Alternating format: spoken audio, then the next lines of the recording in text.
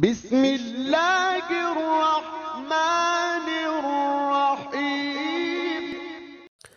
ابتدا ہے رب جلیل کے بابرکت نام سے جو دلوں کے بھید خوب جانتا ہے۔ دیکھتی آنکھوں سنتے کانوں صابری میاں کا سلام پہنچے۔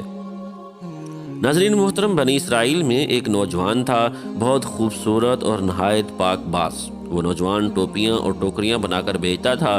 ایک دن بازار میں ٹوپیاں بیچتے بیچتے بادشاہ کے محل کی طرف نکل پڑا۔ محل میں ایک حسین شہزادی کی اس پر نظر پڑی تو اس نے اپنی خادمہ کو بھیج کر اس نوجوان کو بلوا لیا۔ نوجوان سمجھا کہ شاید شہزادی صاحبہ نے کچھ خریدنا ہے۔ وہ خادمہ کے ساتھ محل میں داخل ہوا تو خادمہ دروازہ بند کر کے باہر سے چلی گئی۔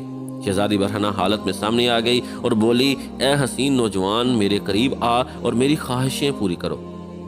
نوجوان نے کہا، کیا شہزادی، اس رب سے ڈر جو بڑا بے نیاز ہے۔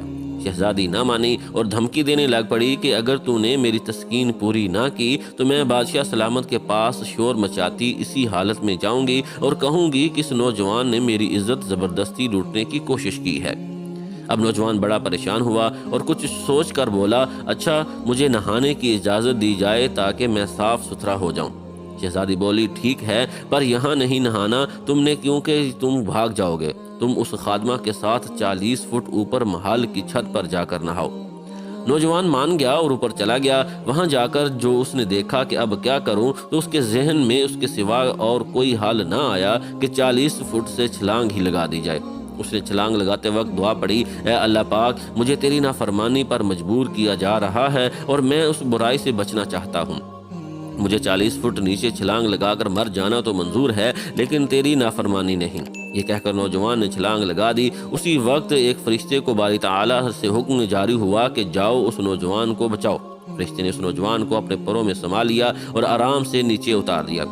نوجوان بڑا خوش ہوا اور اسی وقت شکرانے کے نفل ادا کیے اور بارگاہ الہی میں عرض کی کہ مولا، تو چاہے تو مجھے اپنے اس کام سے بے نیاز کروا سکتا ہے۔ اے رب، مجھے تو کچھ عنایت کر تاکہ میں آرام سے بیٹھ کر کھا بھی سکوں اور تیری عبادت بھی کر سکوں۔ اس کی درخواست قبول ہوئی اور وہی فرشتہ جس نے اس کو بچایا ایک سونے سے بھری بوری لا دی۔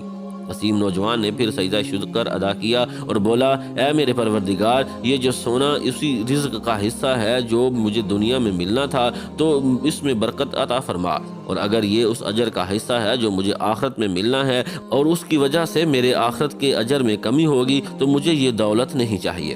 نوجوان کو ایک غیبانہ آواز آئی، یہ جو سونا تجھے عطا کیا گیا ہے اس صبر کا 17واں حصہ ہے جو تو نے اس گناہ سے بچنے کے لیے کیا۔